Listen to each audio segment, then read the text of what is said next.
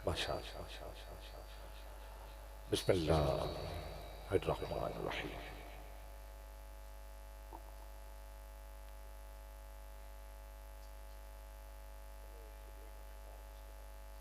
جی الصلاۃ والسلام علیک یا سیدی یا رسول اللہ وعلی آلک واصحابک یا نبی اللہ زینت القراء فخر القراء نجم قراء آپ کے علاقہ کے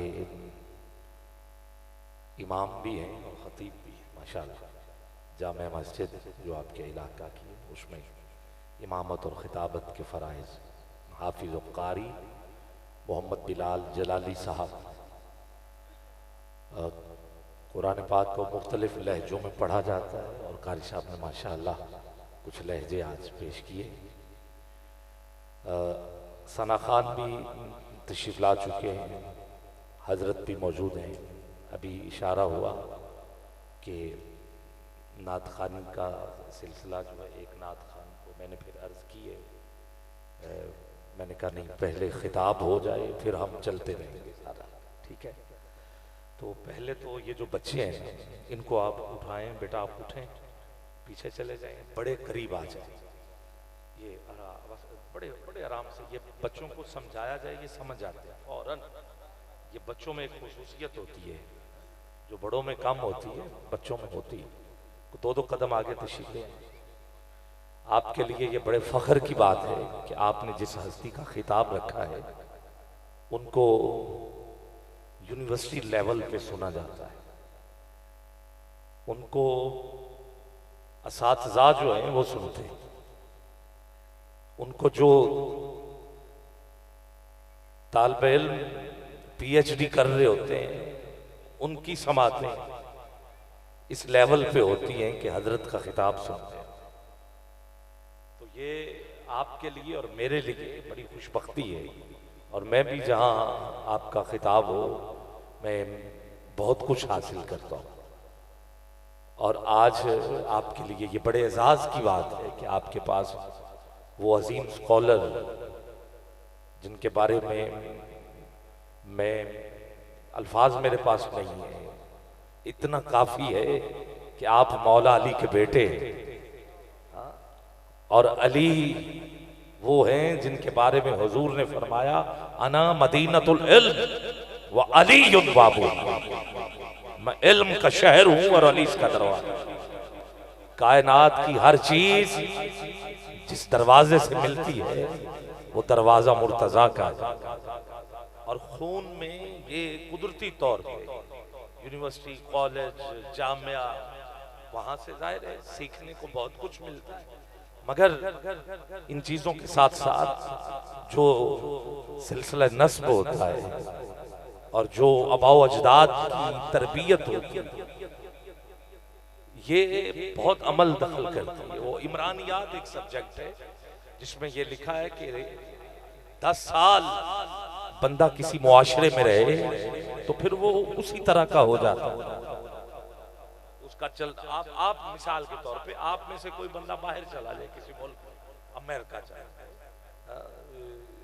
کسی یو کے میں چلا جائے یورپ میں چلا جائے 10 سال بعد آؤ تو وہ تبدیلی نظر آئے اس کا چلنا پھرنا بات کرنا اس کا لہجہ تو گرامی قدر جو بڑے ہی اپنے آباء و اجداد میں اور سادات میں بڑے ہوئے ہو جس کے گھر میں بات ہی علم کی ہو اور علی کی ہو تو پھر آپ خود اندازہ اس سے لگائیں 10 سال نہیں خود آپ اندازہ لگائیں تو میں آپ کو خراج تحسین پیش کرتا ہوں جو احباب باہر کھڑے ہیں اب انتظار نہ کریں اندر آ جائیں اور بڑے اطمینان کے ساتھ نہ تو آپ کو یہ کہا جائے گا ہاتھ اٹھائیں نہ یہ کہا جائے گا لہرائیں یا اٹھ جائیں یہ وہ تھوڑا بہت نعرہ میں لگا دوں آپ سبحان اللہ کہہ دیجئے گا بس ذرا جو کمی ہے وہ یہ ہونا تو یہ چاہیے کہ جب قبلہ کا خطاب ہو آپ کے ہاتھ میں پینسل ہو کاغذ ہو آپ لکھتے جائیں نقطے لکھتے جائیں لفظ لکھتے جائیں مگر کوشش کریں دل کی تختی پہ نوٹ کریں ذہن میں رکھیں، یاد کریں کہ ہم نے کرنا کیا، اور میرے پاکستان کا فخر ہے، اور پھر آپ کے علاقے کو بھی میں خراج تحسین پیش کرتا ہوں۔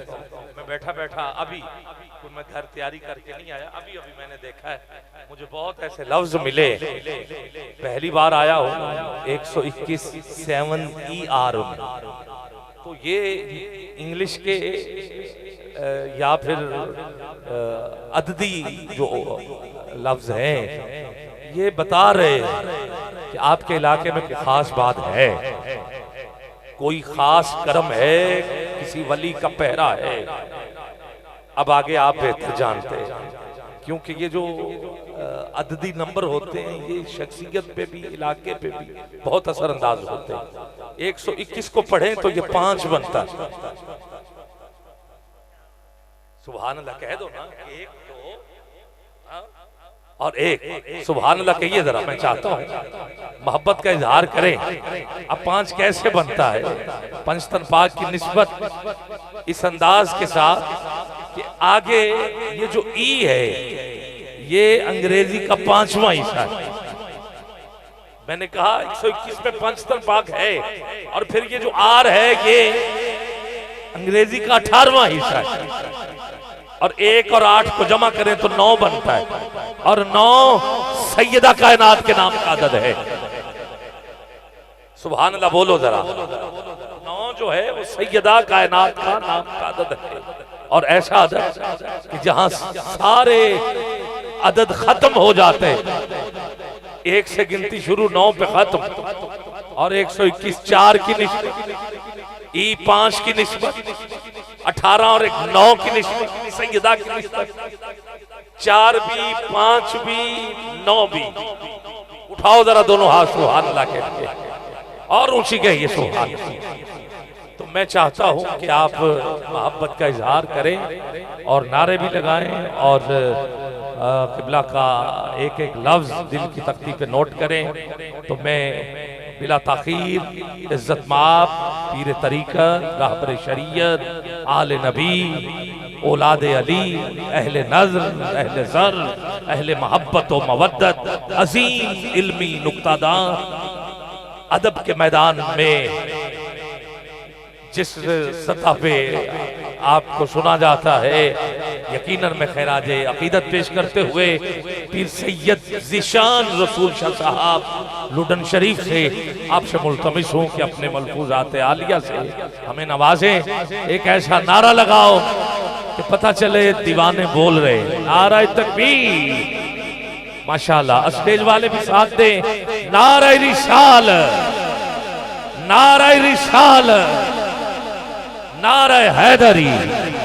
اور اخلاقی طور پر ایک بات ذہن میں یہ ضرور رکھا کریں کہ جب کوئی پہلے جو آئے تو اس کا یہ حق بھی بنتا ہے کہ وہ پہلے پڑھے، بعد میں آنے والے جو ہیں اب ہوں بھی چھوٹے اور بڑا بیٹھا بھی ہو، اور پھر جو ہے یہ بالکل اخلاقی طور پہ بھی اور گرائمر کے طور پر بھی یہ ساری باتیں جو ہیں وہ یقیناً زیب نہیں دیتی۔ تو انشاءاللہ رات باقی ہے، دف والے نعت خواہ بھی سنیں گے، آپ ذکر والے بھی سنیں گے، فکر والے بھی سنیں گے، اور جو ہو سکا وہ ہوگا، دیکھی جائے گی پھر جو ہوگا۔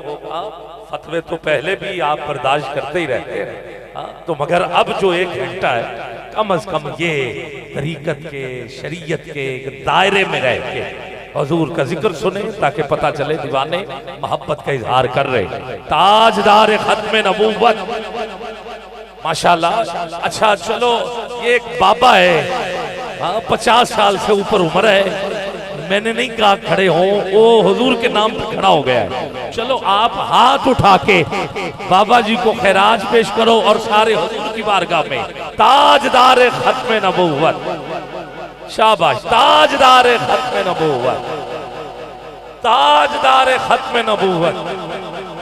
نیچے آ جائیں، مناسب نہیں لگتا نا، پتہ نہیں کس بیچارے کی بائک ہے، آپ بیٹھیں گے اس کا سٹینڈ ٹوٹ جائے گا، آپ کی اپنی بھی ہوئی تو نقصان ہے۔ جو دیوار بن کے کھڑے ہیں وہ بھی آئیں، ٹھیک ہے۔ میں چاہتا ہوں ایک ماحول پورا اٹینشن پوری اور پوری کلاس کی طرح آپ نے حضرت کو سماعت کرنا ہے قبلہ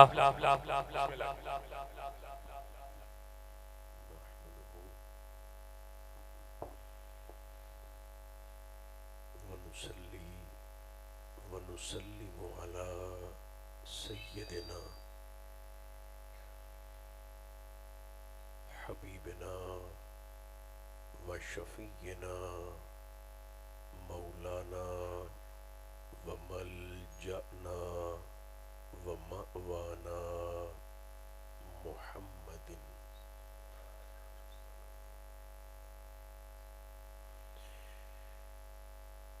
رسوله النبي الكريم الأمين المكين الحنين الرؤوف الرحيم وعلى آله الطيبين الطاهرين وعلى صحبه أجمعين أما بعد فأعوذ بالله من الشيطان الرجيم بسم الله الرحمن الرحيم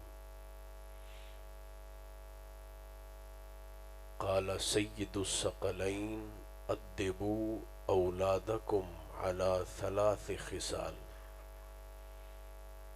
حب نبيكم وحب أهل بيته وتلاوت القرآن.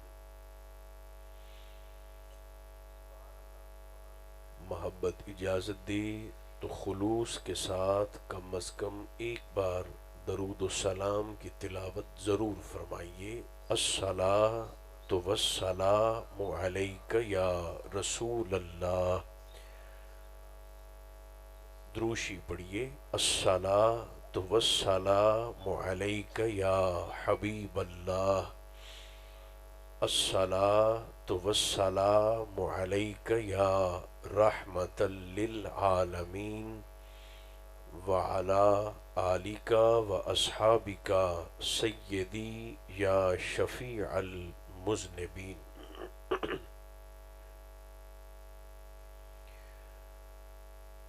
اللہ تبارک و تعالی جل مجدہ العظیم کی حمد و ثنا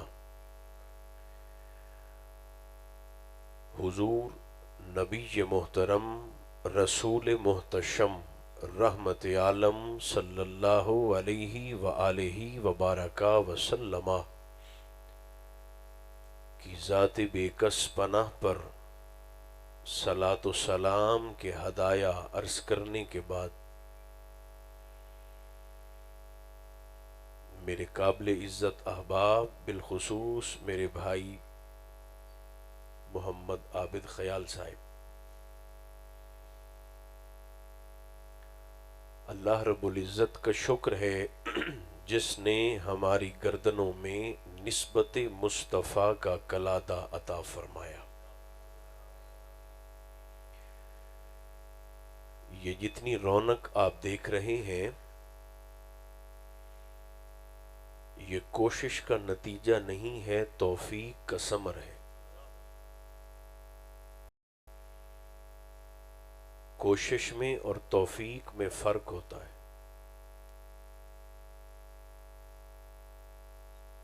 اس فرق کو سمجھنا ہو تو ایک مثال آپ کی خدمت میں عرض کرتا ہوں. اس وقت ابلیس بھی زندہ ہے اور جناب عیسیٰ علیہ السلام بھی زندہ ہیں. زندگی دونوں کے پاس ہے، مگر فرق یہ ہے ابلیس کی زندگی مہلت ہے، عیسیٰ کی زندگی توفیق ہے.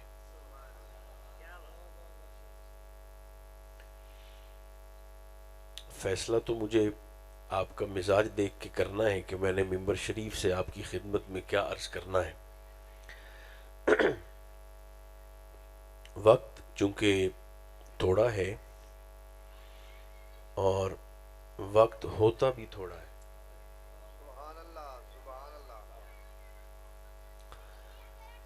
ویسے تو میں اپنے بھائی عابد صاحب کے لیے ایک بات کہوں گا کہ جناب آدم کی پہلی سانس سے لے کر آخری انسان کی ہچکی تک کبھی وقت مل جائے تو بھی ابو طالب کے بیٹوں کے تلووں سے لگ کر اڑنے والی خاک کے ذروں کی نعت پڑھنے کے لیے بھی تھوڑا ہے.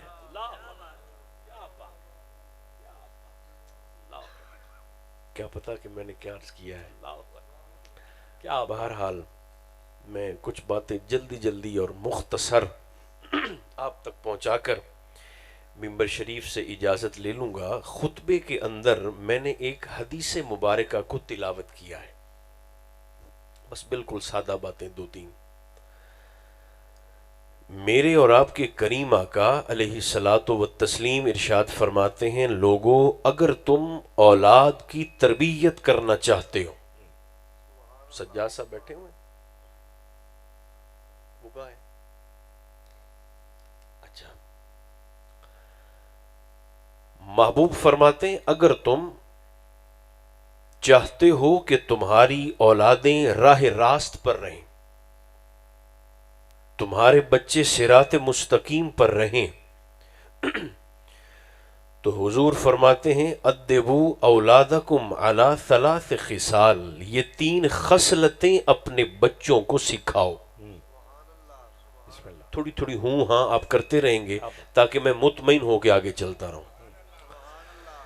یہ 3 خصلتیں سائیں فرمیندن اے 3 عادتاں تساں آپ دے بالاں نو سکھاؤ. میرا خیال ہے شاید پنجابی تے بول پون، لیکن چلیں. اگر چاہتے ہو بچے صراط مستقیم پر رہیں تو پھر یہ 3 چیزیں اپنی اولاد کو سکھاؤ. حضور فرماتے کون سی 3 چیزیں؟ دیکھیں، اولاد کو پال لینا کوئی کمال نہیں ہوتا. پال تو اپنے بچوں کو چڑیا بھی لیتی ہے، پال تو اپنے بچوں کو جانور بھی لیتے ہیں. پالنا کمال نہیں ہے، اصل کمال ہے اولاد کی تربیت کرنا. تربیت وہ چیز ہے جو انسان کو دیگر مخلوقات سے ممتاز کرتی ہے. کریم آقا فرماتے ہیں، اچھا آپ کی توجہ ہے نا، میں 2 باتیں جلدی عرض کر لوں. سرکار فرماتے ہیں اگر چاہتے ہو کہ خیر تمہاری نسل میں سفر کرے تو یہ 3 عادتیں اپنے بچوں کو سکھاؤ. حضور کون سی؟ سب سے پہلے فرمایا حب نبیکم. سب سے پہلے اپنے بچوں کو اپنے نبی کی محبت سکھاؤ. کیا بات، بہت شکریہ. بس اتنی ہی توجہ رکھنی اور اتنا ہی آپ نے بولنا ہے جتنے آپ بولیں. سب سے پہلے سرکار فرماتے ہیں اپنے بچوں کو اپنے نبی کا پیار سکھاؤ، اپنے رسول کی محبت سکھاؤ. اب ایک سوال میں آپ کی خدمت میں عرض کرتا ہوں، کیا محبت سیکھنے سے آ جاتی ہے؟ میرا خیال ہے میں 21 کلا بولی جانا. سرکار بول دے نہیں، پتہ نہیں پھر کیویں بول دے. محبت سیکھنے سے ہو جاتی ہے. کچھ محبتیں ایسی ہیں جنہیں سیکھنا نہیں پڑتا، اللہ انسان کی فطرت میں ڈال کے بھیجتا ہے. بات ہے. مثلا آپ نے کبھی نہیں سنا ہوگا کہ کسی والد یا والدہ نے جا کر کسی مدرسے میں، کسی کالج میں، کسی سکول میں، کسی اکیڈمی میں یہ کہا ہو کہ بیٹے اور بیٹی سے محبت کیسے کرنی ہے ذرا ہمیں سکھائیں تو صحیح. یا کسی بیٹے اور بیٹی نے جا کر کسی ادارے میں یہ کہا ہو کہ ماں اور باپ سے محبت کیسے کرنی ہے ذرا ہمیں ڈپلومہ تو کروائیں. والدین کی محبت ہو، اولاد کی محبت ہو، حتیٰ کہ پیسے کی محبت ہو، یہ بھی سیکھنی نہیں پڑتی. یہ تو بندے دن میں میرا کم کرن نو دل نہیں کرتا، کوئی تویز ایسا دیو، کوئی وظیفہ ایسا ہوئے بھی میرا کم کرن نو میرا دل نہیں کرتا. تو میں آندا نا جی تیرا کم کرن نو دل نہیں کرتا تو مہینے دی پہلی تاریخ نو تیرا تنخواہ لمن دا بھی نہیں کرتا. اس کہنے جی وہ تو بڑا کردا ہے. تو کیا معنی ہوا؟ پیسے کی محبت، شہرت کی محبت، جاہ و حشمت کی محبت، خونی رشتوں کی محبت، یہ ساری لسٹ وہ ہے جو سیکھنی نہیں پڑتی. اللہ نے انسان کی فطرت میں ڈال کر، سرشت میں ڈال کر، طبیعت میں، نیچر میں ڈال کر اسے دنیا میں بھیجا ہوتا ہے. جبکہ سرکار فرماتے ہیں میری محبت اپنی اولادوں کو سکھاؤ، میرا پیار اپنے بچوں کی طبیعت میں شامل کرو. یہی تو امتحان ہے. حضور کیسے؟ فرمایا یہی تو میرے مومن کی آزمائش ہے. والدین کی محبت فطرت میں ہو، اولاد کا پیار فطرت میں ہو، پیسے کی محبت فطرت میں ہو، جاہ و حشمت کی طلب سرشت میں موجود ہو.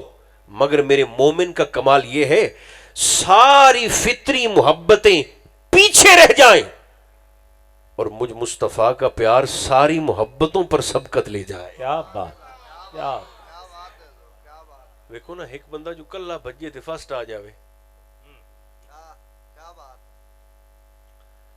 مقابلے میں اکیلا بھاگے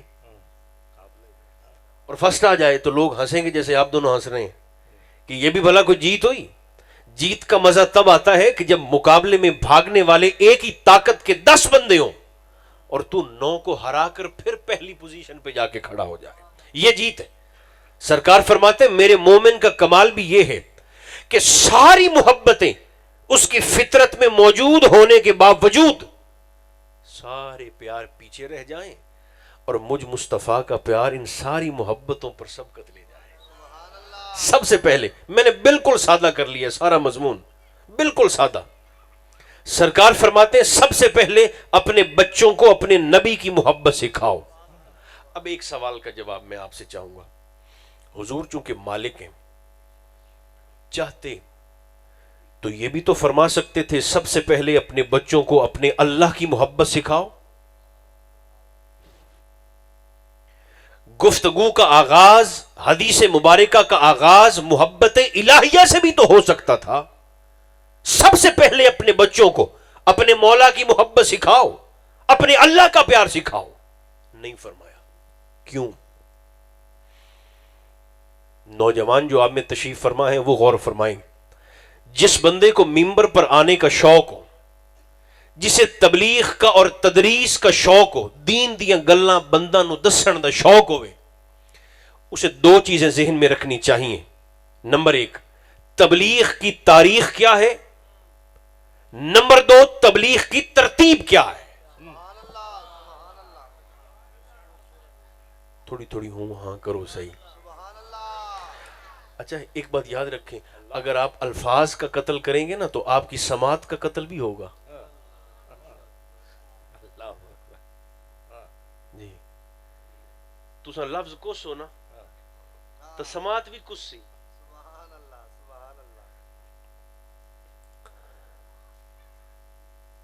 تبلیغ کی تاریخ کیا ہے، تبلیغ دا مڈ، اور تبلیغ کی ترتیب کیا ہے.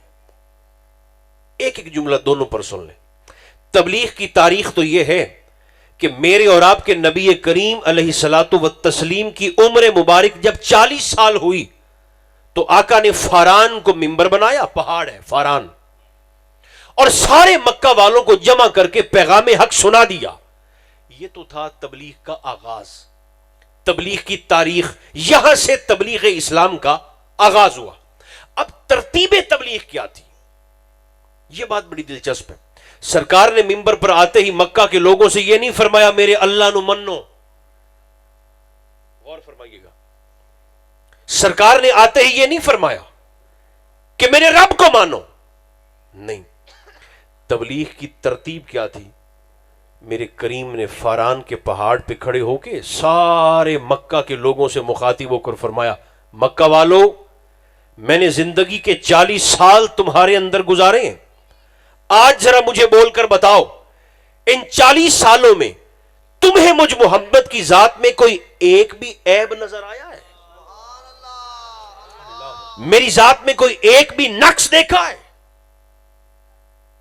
ذہن میں رہے کہ سرکار کے سامنے جو بندے کھڑے ہیں یہ نارمل نہیں ہے. 60 بیٹیوں کو دفن کرنے والے، ماؤں سے نکاح کرنے والے، بہنوں سے منہ کالا کرنے والے، لوٹ کر کھانے والے، انسانیت کے نام پر دھبا سوسائٹی مصطفیٰ کے سامنے کھڑی ہے. اور حضور کا چیلنج دیکھیں، فرمایا 4 سال نہیں، 40 مہینے نہیں، زندگی کے 40 سال تمہارے اندر گزارے ہیں. ذرا بول کر بتاؤ، ان 40 سالوں میں تم نے میری ذات میں کوئی ایک بھی نقص، کوئی ایک بھی عیب، کوئی ایک بھی کمی دیکھی ہے؟ بیک زبان ہو کر سارے مکہ والے بولے. انہوں نے کہا نہیں، ہمیں تو آپ کی ذات میں ایک بھی عیب نظر نہیں آیا. حضور لوہا گرم ویکھا تسائیاں حکمت دی سٹ ماری. کیا بات. سرکار نے فرمایا اچھا اگر میں تم سے کہوں کہ اسی فاران پہاڑ کے پیچھے سے ایک لشکر آ کے ابھی تم پہ حملہ کرنے والا ہے تو بتاؤ میری بات کو مانو گے؟ ابو جہل سردار تھا، 2 قدم بڑھا کے حضور کے قریب آیا اور سرکار سے کہنے لگا بھتیجے ہمیں پتا ہے پہاڑ کے پیچھے سے لشکر کوئی نہیں آ رہا، لیکن اگر آپ کی زبان سے نکل جائے تو ہم سمجھیں گے ہم مکہ والے اندھے ہو گئے، مگر محمد کی زبان کبھی جھوٹ نہیں بول سکتے. کیا بات ہے. ہمیں اپنی آنکھوں پہ شک ہو سکتا ہے مگر آپ کی زبان پہ شک نہیں ہو سکتا. سرکار نے فرمایا جی میری زبان تے ایڈا ہی اعتبار ہے تو پھر پہلے تو مینوں منو. میرے خیال تھوڑے تھوڑے بول پائے. سرکار نے فرمایا پھر پہلے تو مجھے مانو. اچھا جس کی تقدیر اچھی تھی اس نے حضور کو مانا. اب جس نے سرکار کو مانا اس سے مخاطب ہو کر میرے کریم آقا نے فرمایا ہن جے جے مینوں مننے ہے او میرے آکھن تے بغیر ڈٹھیاں میرے رب نو بھی منو. نہیں، بغیر دیکھے کسی کو ماننا آپ کو کیا لگتا ہے یہ چھوٹی بات ہے؟ لوگ تو آنکھوں دیکھا نہیں مانتے. مثال دیتا ہوں، مثلا یہ رومال ہے، کپڑا ہے. اگر میں آپ سب سے کہوں کہ 21 والوں آپ سارے مانو کہ یہ رومال اس وقت میری گود میں ہے تو پہلے تو آپ ایسے کر کے دیکھیں گے کہ واقعی رومال اس کی گود میں ہے. نظر آئے گا تو آپ کہیں گے اوکے گود میں ہے، ٹھیک ہے. لیکن اگر میں آپ کے سامنے ایسے خالی ہتھیلی کروں اور پسینہ نہیں خون بہا دوں یہ کہتے ہوئے کہ نہیں تسا منو بے رومال میرے ہاتھ دے وچ، آپ جتنا بھی پیار کرتے ہو آپ کہیں گے نہیں صاحب جو نظر نہیں آتا اسے ہم مان بھی نہیں سکتے. ایک بات یاد رکھنا، بندہ مومن جتنا بھی گناہگار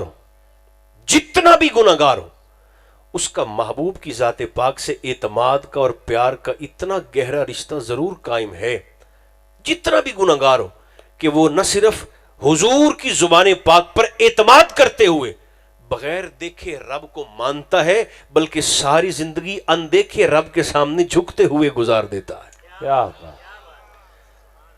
یہ ہے تبلیغ کی ترتیب. جی میں بندے سانو آندے کہ تساں پہلے اللہ نو منو پھر نبی نو منو. میں نے کہا ہم بھی اس ترتیب سے مان لیتے، ہمارا کوئی جھگڑا اور ضد تو ہے نہیں.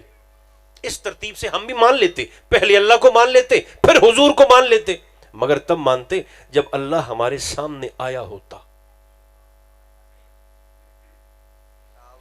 ساڈے سامنے آوے یا سانو فرماوے یا کہ میں توڑا خالق بھی ہاں، توڑا مالک بھی ہاں، رزق بھی میں دینا، زندگی بھی میں دینا، موت بھی میں دینا، پہلے مینوں منو، پھر یہ میرے محبوب ہیں، میرے رسول ہیں، میرے نبی ہیں، پھر انہیں مانو. اگر ایسا ہوا ہوتا تو ہم پہلے اللہ کو مانتے پھر محبوب کو مانتے، لیکن ایسا تو ہوا نہیں. ہم نے اسے تو دیکھا نہیں، وہ ہمارے سامنے تو آیا نہیں. ہم نے تو اٹھتے بیٹھتے، سوتے جاگتے، چلتے پھرتے، کھاتے پیتے، ہنستے مسکراتے ایک ہی ذات کو دیکھا ہے جنہیں محمد الرسول اللہ کہا جاتا ہے صلی اللہ علیہ وسلم. ماننے میں مصطفیٰ پہلے، پھر حضور جس کو جیسے جیسے منواتے گئے اس کو ویسے ویسے ہم تسلیم کرتے گئے. ایک ہے تبلیغ کی تاریخ، میں نے بتا دیا 40 سال حضور کی عمر، تبلیغ کا آغاز. اب ایک ہے تبلیغ کی ترتیب. بھئی مننے کون پہلے تھے کون دوسرے نمبر تھے؟ ماننے میں مصطفیٰ پہلے ہیں. ٹھیک، پھر جسے جسے حضور منواتے گئے اس شخصیت اور ذات کو ہم ویسے ویسے تسلیم کرتے گئے. اب ایک چیز سرکار فرماتے ہیں سب سے پہلے اپنے بچوں کو اپنے نبی کی محبت سکھاؤ. اور یہ جو میلاد ہوتا ہے نا، میلاد شریف، یہ بہترین ذریعہ ہے سرکار کی محبت کو اگلی نسل میں منتقل کرنے کا. یہ چھوٹے چھوٹے بچے یہاں پر تشریف فرمائے نا، یہ ان کے کچے ذہن ہے، کورے ذہن ہے.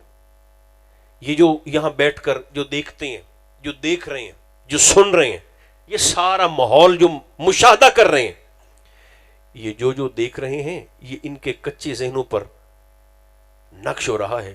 اور کتنی اچھی بات ہے کہ ان کے کچے ذہنوں پر پکا پکا اسم محمد کا ٹھپا نقش ہو جائے. کیا بات. سرکار کا ذکر میلاد محبت رسول کو اگلی نسل میں منتقل کرنے کا شاندار ذریعہ. ایک چیز اتنی وضاحت کافی. سرکار فرماتے ہیں سب سے پہلے اپنے بچوں کو اپنے نبی کی محبت سکھاؤ. ایک بات رکی نہیں، محبوب نے فرمایا وحب اہل بیتہ، فرمایا بچوں کو میرے حسین کی محبت بھی سکھاؤ.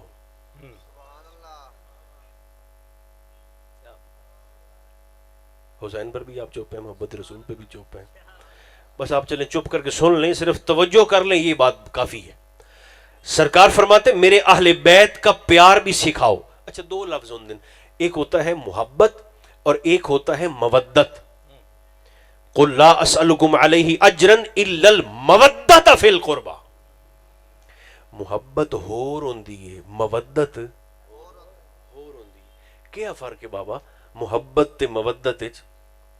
محبت اس تعلق کو کہتے ہیں جڑا آخری ساہ تائیں رہے، یعنی توڑ دی ہوئے موڑ دی نہ ہوئے. ٹھیک، جڑی موڑ دی ہوئے وہ تو فراڈ ہے، محبت نہیں. محبت اس تعلق کو کہتے ہیں جو آخری سانس تک برقرار رہے، اور مودت اس تعلق کو کہتے ہیں جو موت کے بعد بھی نہ ٹوٹے، برقرار رہے. کیا بات، کیا بات.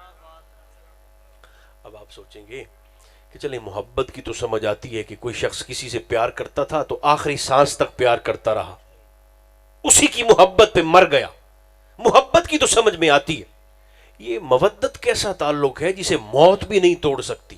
یہ کیا بات ہوئی کہ مرنے کے بعد بھی تعلق برقرار رہے؟ اس پر ہمارے صوفیہ ایک مثال دیتے ہیں، وہ مثال میں آپ کی خدمت میں عرض کر دیتا ہوں جلدی سے. صوفیہ فرماتے ہیں کہ ایک صوفی صاحب نے مچھلی سے پوچھا تھا کہ تجھے پانی سے محبت ہے یا مودت ہے؟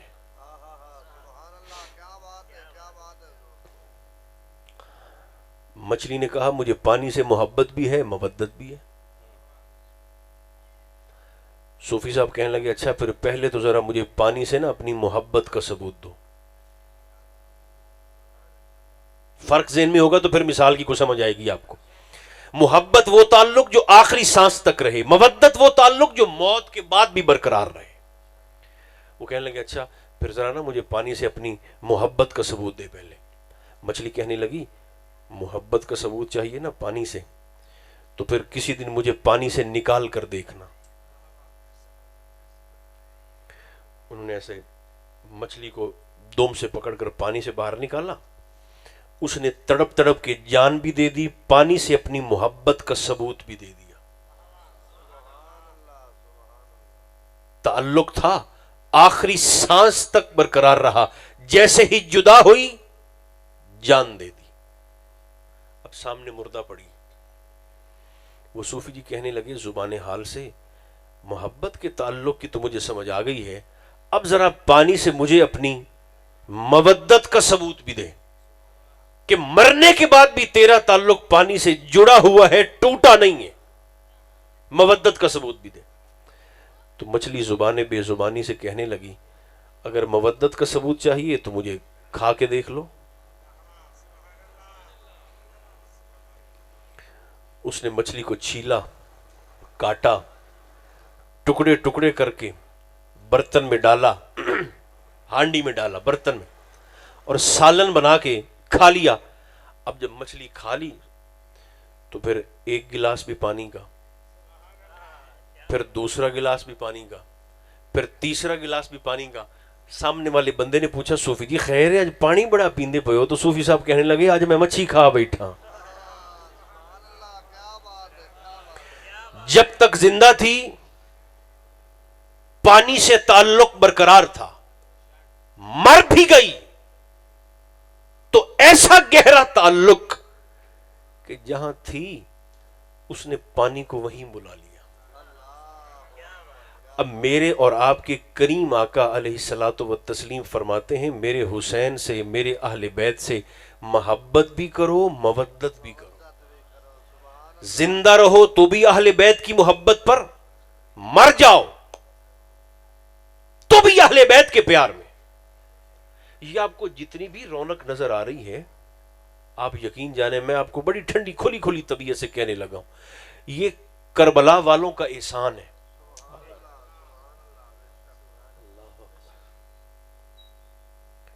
یہ احسان ہے حضور کے خاندان کا، یہ احسان ہے اولاد ابو طالب کا۔ اور لفظ اگر تھوڑا سا سخت ہو جائے ہے تو میرے مزاج کے خلاف، مگر آپ مجھے معاف کریں گے، کمینہ ہوتا ہے وہ شخص جو محسن کے احسان کو بھول جائے۔ اللہ اکبر۔ بہرحال جلدی سے بس آخری بات قبول فرمائیں۔ دو چیزیں میں نے عرض کی آپ کی خدمت میں۔ ایک تو سرکار فرماتے ہیں اگر چاہتے ہو خیر تمہاری نسلوں میں رہے تو دیاں تے پترا نو آپ دے نبی دی محبت سکھاؤ۔ ایک صرف محبت رسول نہیں، سرکار فرماتے ہیں میرے اہل بیت کی محبت بھی سکھاؤ۔ دو، تیسری اور آخری چیز وہ کیا ہے؟ سرکار فرماتے ہیں وَتِلَاوَةِ الْقُرْآنِ۔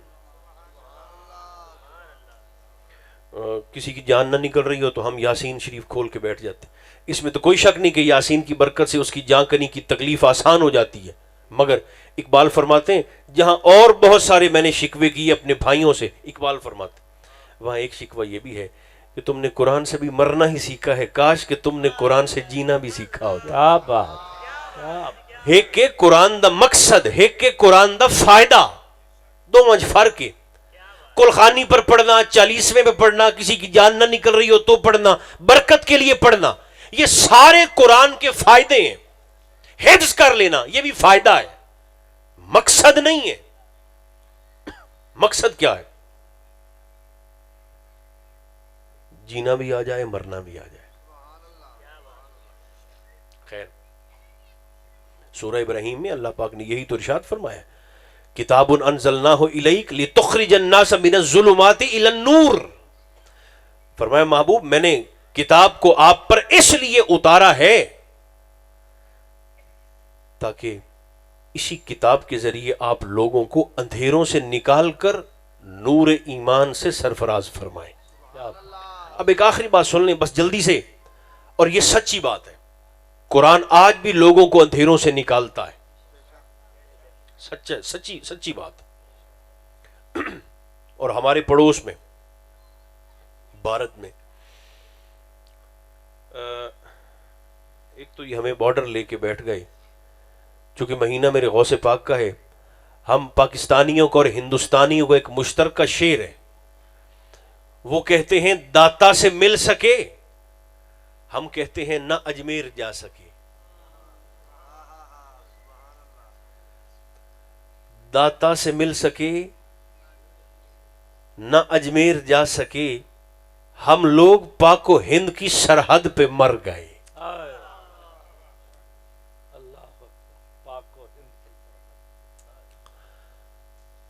مہینہ چونکہ غوث پاک دے، لیکن میرا موضوع نہیں ہے عظمت اولیاء۔ ایک بندہ پہ آکے جی سرکار غوث پاک بیڑی تاری ہے، میں کہا تاری ہے، اس نے کہا آج بھی تار دن، تو میں کہا آج بھی تار دن، اس نے کہا آج کی میں تار دن، تو میں کہا تو پہلے بیڑی بوڑ، اور مہربانی جو مکھی تے بول پے ہوتا تو پہلے بیڑا کر جس لئے تیری بیڑی بڑھ جاوے، پھر تیری ماں 11 سال میرے غوث دی 11ویں دی کھیر پکاوے، 11 سال میرے غوث کا لنگر پکائے، پھر 12ویں سال میرے غوث کے قدموں میں کھڑی ہو کر بغداد پہنچ کر دعا اس سے کرے، ترلا میرے غوث کا کرے، انہیں ترس آ گیا تو بیڑی بھی تر پوسی تھے، مردے بھی اٹھی تھے بہ جا سے. ہم بات تو نیت پہ. بہرحال تیسری چیز، قرآن لوگوں کو اندھیروں سے کیسے نکالتا ہے. ہمارے پڑوس میں بھارت میں ایک شخص رہتا تھا، اس کا انٹرویو چھپا، اور بڑی زبردست بات جو میرے موضوع سے متعلقہ بھی ہے. اس کا نام تھا ہریش کمار. نام کیا تھا؟ یا اللہ یہ بول پا، نام کیا تھا؟ ہریش کمار. ہندو تھا ہریش کمار.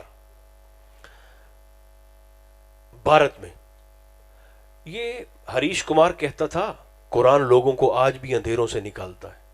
اس پر یہ بات سنا رہا ہوں. ہریش کمار کہتا ہے کہ میں تھا تو ہندو، میرے ابا اماں بھی ہندو تھے، پیدا بھی ہندو گھرانے میں ہوا، لیکن وہ کہتا ہے مجھے نا مذہب سے نفرت تھی. ہریش کہتا ہے مذہب سے نفرت تھی. تو میں سوچتا ہوں کہ یہ اچھے بھلے پڑھے لکھے بندے گائے کا پیشاب کیوں پیتے ہیں. آپ ابھی یوٹیوب کھولیں نا تو آپ کو بھارتیوں کے پورے لیکچر مل جائیں گے گائے کے پیشاب کی فائدوں پر. ایک بارڈر کا فرق ہے. اس طرف چلے جائیں تو جیسے ہمارے ہاں دکانوں پہ بوتلیں ملتی ہیں، کولڈ ڈرنکس ملتے ہیں، پاپڑ ٹافیاں ملتے ہیں، تو ایک آپ اس طرف چلے جائیں بھارت میں تو آپ کو دکانوں پر مختلف کمپنیوں کی پیکنگ میں گائے کا پیشاب مل جائے گا، گائے کا گوبر مل جائے گا، اور پیتے ہیں. MBBS ڈاکٹر ان کے پیتے ہیں، PhD اسکالرز ان کے پیتے ہیں گائے کا پیشاب، فائدے بتاتے ہیں. اور بارڈر کے اس پار آ جائیں تو ہمارا وہ بندہ جسے سیدھا انگوٹھا لگانا بھی نہیں آتا، آپ ذرا اس کے سامنے کہیں نا گائے کے پیشاب پینے کی بات کریں، 3 دفعہ الٹی کرے گا. وہ جس وجہ سے الٹی کرے گا اس وجہ کو نفاست محمدیہ کہا جاتا ہے. اللہ اکبر. خیر جلدی سے قبول فرمائی. ہریش کمار کہتا ہے کہ میں مذہب بیزار تھا، مجھے مذہب سے نفرت تھی. تو کہتا ہے 1986 میں 1986 میں لنڈن گیا پڑھنے کے لیے، برطانیہ. اچھا اب جو آپ میں نوجوان ہیں نا پڑھے لکھے، میں ایک بندے کا نام لوں گا، ان کے ذہن میں وہ بندہ آ جائے گا. پچھلے دنوں مرا ہے. اس کا نام تھا سٹیفن ہاک. ٹیڑھی گردن کرتے ویل چیئر تے بیٹھا رہندا. سٹیفن گوگل کیجئے گا جن کے ذہن میں نہیں آیا. یہ کون تھا؟ یہ پیدا تو عیسائیوں کے گھر میں ہوا، مگر یہ دہریہ ہو گیا، ملحد ہو گیا، ایتھیسٹ ہو گیا، اللہ دے وجود دا ہی منکرا. سٹیفن دا نا. ہریش کمار آندا ہے مذہب سے نفرت لے کر میں ہندوستان سے گیا برطانیہ. وہاں میں نے سٹیفن کے لیکچر سنے، کتابیں پڑھی، تو کہتے ہیں ایک کریلا دوسرا نیم چڑھا. مذہب سے بیزار پہلے سے تھا، سٹیفن کی باتیں سن سن کر میں خدا کے وجود کا ہی منکر ہو گیا. ٹردے ہوئے نال نال کہنے لگا میں پکا ہو گیا کہ اس کائنات میں نہ کوئی رحمان ہے نہ کوئی رام ہے، نہ کوئی گاڈ ہے نہ کوئی خدا ہے، نہ کوئی معبود ہے نہ کوئی الہ ہے. ہریش کہتا ہے میں نے فزکس میں PhD کی ڈگری لی، اور میرے پاس دلائل ایسے تھے کہ میں تو کسی کو سانس نہیں تھا لینے دیتا، دلائل دیتا تھا. میں نے مسلمانوں سے مناظرے کیے اللہ کے وجود پر، ہندوؤں سے مناظرے کیے رام کے وجود پر، عیسائیوں سے مناظرے کیے گاڈ کے وجود پر. تو کہتا میں اپنے نخرے میں تھا.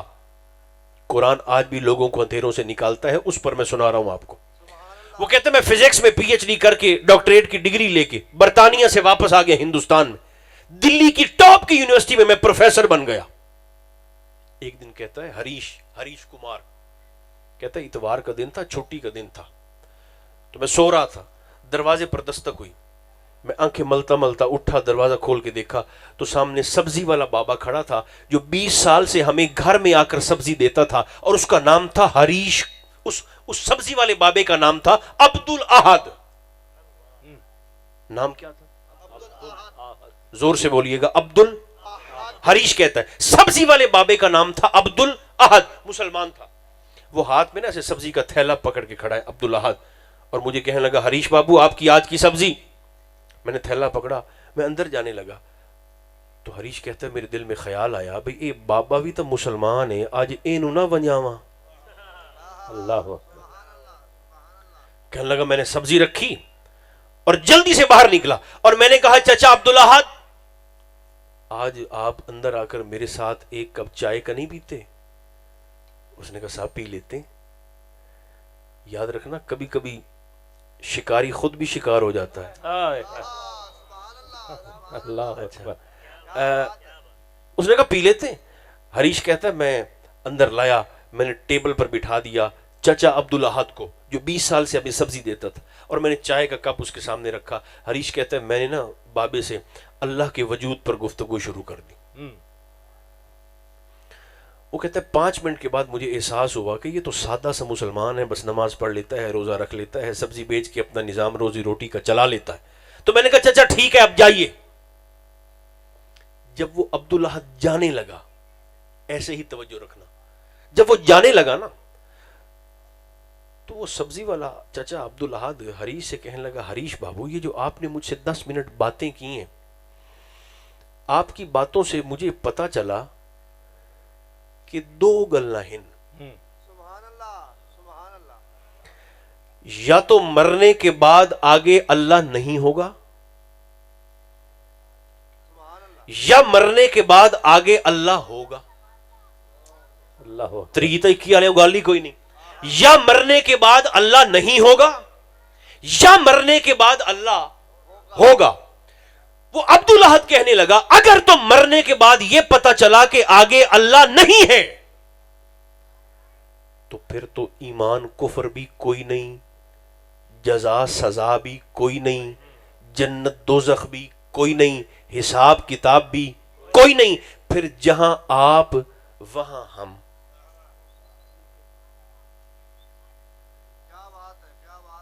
پتہ نہیں میں اگاں ٹرنا ہی ہے یہ گل میں تمہیں مڑ سنام نہیں ہے۔ سرکار یہ تھا اللہ ہی کوئی نہیں تو مڑ منن تے نہ منن کیا ہے؟ پھر ایمان اور کفر کیسا، پھر جنت اور دوزخ کیسی، پھر حساب اور کتاب کیسا؟ اس نے کہا اگر تو مرنے کے بعد پتہ چلا کہ آگے اللہ نہیں ہے تو پھر تو جہاں تو ہوگا وہاں میں ہوں گا، اور جہاں میں ہوں گا وہاں تو ہوگا۔ لیکن وہ کہنے لگا حریش اگر مرنے کے بعد پتا چلا کہ آگے اللہ ہے تو ہم تو بچ جائیں گے مگر آپ تو پھنس جائیں گے، آپ تو پکڑے گئے۔ تو حریش بابو پھر سوچ کر فیصلہ کیجئے گا کہ فائدے میں کون رہا، اسے ماننے والا یا نہ ماننے والا۔ کیا بات، کیا بات ہے۔ نعرہ تکبیر، نعرہ تکبیر، ایک ہاتھ اٹھا کے ذرا نعرہ تکبیر، نعرہ تکبیر، نعرہ رسالت، نعرہ حیدری۔ میں مڑ عرض کرنا جڑے خاموش بیٹھن تاکہ میری گل اپڑ جاوے، جے تا مرن تو پیچھے پتہ لگا بھی اگاں اللہ کوئی نہیں تو پھر تا حریش جتھے تو اسے اتھے میں اسا، تو جے مرن تو بعد پتہ لگا کہ اگاں اللہ ہے تو بابا اسا نکل جیسا ہے تو پھنس جیسے۔ تو پھر سوچ کر فیصلہ کرنا کہ فائدے میں کون رہا، ماننے والا یا نہ ماننے والا۔ وہ سبزی والا چچا عبدالاحد یہ بات کر کے وہ تو نکل گیا۔ حریش کہتا ہے کہ میں کھڑا تھا، میں کٹے ہوئے درخت کی طرح صوفے پہ دھڑام سے گرا، میرے اندر نظریات کی جنگ چھڑی اور میں نے اپنے آپ سے کہا حریش تو فزکس میں پی ایچ ڈی ہے، تو نے ساری زندگی امکانات پہ لیکچر دی ہیں، پروبیبلٹیز تیرا موضوع ہے، اے ہو سکتا ہے اے نہیں ہو سکتا، لیکن اس امکان کی طرف تو تیری توجہ ہی نہیں گئی۔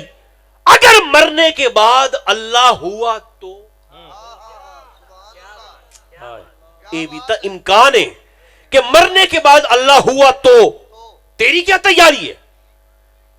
کہنے لگا میرے اندر جو نظریات کی ایک جنگ چھڑی نا، اس کی بات سن کر سبزی والے چچا عبدالاحد کی، میں نے اپنے آپ سے کہا نہیں اللہ تا ہے، اللہ اکبر، اللہ تا ہے۔ حریش کہنے لگا جب مجھے یہ تسلی ہوئی نا کہ اللہ تو ہے، پھر میں قرآن آج بھی لوگوں کو اندھیروں سے نکالتا ہے۔ بات وہ سنا رہا ہوں میں آپ کو، حدیث پاک کا تیسرا جو نقطہ ہے اس کو واضح کرنے کی کوشش کر رہا ہوں۔ حریش کہتا ہے کہ پھر جب یہ تسلی ہوئی کہ اللہ تو ہے تو پھر میں سوچنے لگا کہ یہ اللہ ہے تو پھر او دا کوئی نہ کوئی دین بھی ہو سی سچا جو اس نے بھیجا ہوگا بندوں کی ہدایت کے لیے. حریش کہتا ہے پھر میں اس ٹو میں لگ گیا کہ یہ 3-4 جو بڑے بڑے ادیان ہیں مذاہب ہیں ان میں سے سچا دین کون سا ہے. حریش کہتا ہے ایک دن میں دلی کے بازار سے گزر رہا تھا, کتب خانے کے باہر سے گزرا, بک سینٹر کے باہر سے, تو وہاں سے میں نے قرآن مقدس کا ایک نسخہ خریدا اور قرآن خرید کر میں مسلمان مولویوں کے پاس نہیں گیا, میں مندر میں اپنے ہندو پنڈت کے پاس گیا. اپنے پنڈت سے میں نے کہا یہ مسلمانوں کی مقدس کتاب ہے جسے وہ قرآن کہتے ہیں. تو مسلمانوں کا یہ دعویٰ ہے کہ 15 صدیاں گزر گئیں اس کتاب کے نزول کو, مگر جیسی آئی ہے اس کی زیر بھی زبر نہیں ہوئی, حرف کی تبدیلی تو بات کی بات, اس کی زیر بھی زبر نہیں ہوئی. حریش آندہ میں ہندو پنڈت دے کول پوچھا تو دس مسلمانوں دا یہ دعویٰ سچا ہے؟ تو ہندو پنڈت کہنے لگا حریش مندے باویں آپا نہیں ہیں پر گل ایہ سچی ہے جیڑی تو کیتی بیٹھا ہے. اللہ اکبر. حریش کہتا ہے میری تسلی مزید, میں اسی وقت اٹھا اپنے پنڈت سے اور قرآن کو پکڑ کر سیدھا پہنچا عیسائیوں کے چرچ میں. عیسائیوں کے پادری سے, پوپ سے, بشپ سے میں نے کہا یہ مسلمانوں کی مقدس کتاب ہے جس کے متعلق ان کا دعویٰ ہے کہ یہ تبدیلی سے, تغیر سے, تبدل سے پاک ہے. تو دس یہ دعویٰ غیر تغیر مسلمانوں کا سچا ہے قرآن کے متعلق؟ تو عیسائی کہنے لگا آئی تساڈی بھی ادوں آئی مگر ہماری بدل گئی. یہ جیسی آئی تھی اس وقت ویسی کی ویسے تیرے ہاتھ میں موجود.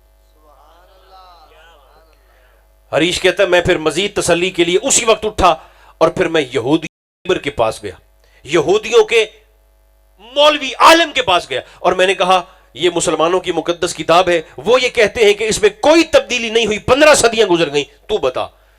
یہودیوں کا ہیبر کہنے لگا, یہودیوں کا بڑا عالم کہنے لگا کہ مسلمان اپنے اس دعوے میں سچے ہیں, ہماری بھی وہیں سے آئی تھی مگر وہ بدل گئی, لیکن یہ بغیر کسی تبدیلی کے اس وقت تیرے ہاتھ میں موجود ہے, اس میں کوئی تبدیلی نہیں آئی.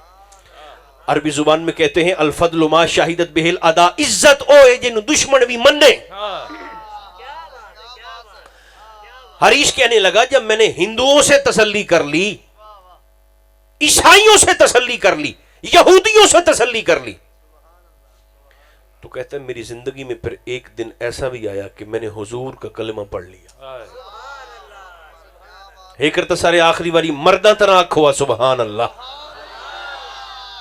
حکیمہ دا مرد ہور ہوندہ ہے, صوفیاں دا مرد ہور ہوندہ ہے. وہ کہنے لگا ایک دن نا میری زندگی میں پھر ایسا بھی آیا کہ میں نے سرکار کا کلمہ پڑھ لیا. اب پتہ نہیں کون مزہ لے گا اس بات کا. کلمہ پڑھنے کے بعد وہ کہتا ہے میں نے اپنا نام حریش کمار سے بدل کر عبدالاحد رکھا. کیا بات ہے, عبدالاحد میں نے اپنا نام رکھا. وہ کہتا ہے اب نا میری زندگی بڑے سکون میں ہے, پھر میری شادی بھی ہو گئی, اللہ نے مجھے 3 بیٹیاں دی, میں نے تینوں کو قرآن مقدس کی حافظات اور عالمات بنایا. کہنے لگا پھر ہم دلی کو چھوڑ کر کیرالہ شفٹ ہو گئے, بھارت کی ایک اور سٹیٹ ہے, وہاں شفٹ ہوئے تو 3 بیٹیاں تھیں. وہ کہنے لگا اب میں بڑے مزے میں ہوں, بڑے سکون میں ہوں, لیکن وہ کہتا ہے کہ ایک کھو اور ایک درد اور ایک کسک آج بھی مجھے اندر ہی اندر کھائے جا رہی ہے, اندر ہی اندر مجھے وہ درد آج بھی کھائے جا رہا ہے. انٹرویو لینے والے نے کہا وہ درد کیا ہے؟ تو وہ کہنے لگا کہ وہ تکلیف اور دکھ مجھے یہ ہے کہ اس اتوار کے دن کے بعد سے پھر وہ سبزی والا بابا عبدالاحد مجھے مل نہیں سکا.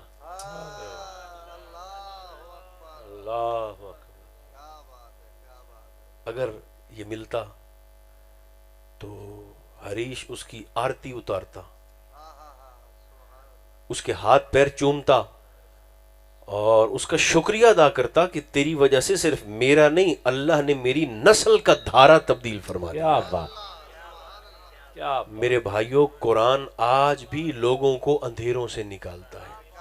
میں سبکن بس وہی حدیث پاک میں سبکن دہرا رہا ہوں تاکہ میں مطمئن ہو کہ ممبر شریف سے اجازت لے لوں. سرکار فرماتے ہیں 3 چیزیں بچوں کو سکھاؤ نبی کی محبت، نبی کے اہل بیت کی محبت، اور تلاوت قرآن کی رغبت اور شوق۔ میں بھی کوشش کروں، آپ بھی مہربانی فرمائیں، ایک تو زندگی کا معمول بنے کہ محبوب پر اور آپ کی اولاد امجاد پر کثرت کے ساتھ درود بھی پڑھا جائے اور سلام بھی پڑھا جائے، اور دوسری مخلوق خدا سے محبت۔ جناب واصف نے کہا تھا اس کائنات میں جتنے انسان ہیں اللہ تک پہنچنے کے اتنے ہی راستے ہیں۔ غور کرے جیڑی گل میں کیتی جانا، وضو ہو تو بڑی اچھی بات ہے، وضو نہ ہو تو بھی اللہ فرماتا ہے بغیر وضو بھی میرے یار کی ذات پر درود و سلام پڑھنا تیرا کام ہے، قبول نہ کرو مجھے محمد کا خدا نہ کہنا۔ جہاں اپنے لیے دعا کرتے ہیں وہاں آج سے پاکستان کو بھی دعاؤں میں شامل فرمائے۔ یہ آپ سارے اندر مشترکہ عشق ہے جسے پاکستان کہا جاتا ہے۔ اللہ حضور کے ذکر کی برکت سے سجاد صاحب سے آج تعارف کے بعد پہلی ملاقات تھی، ملاقات تو ان سے پہلے بھی ہوئی ہے لیکن تعارف کے بعد ان سے پہلی ملاقات تھی، اور تھوڑا تھوڑا مجھے ان سے پیار بھی ہو گیا ہے۔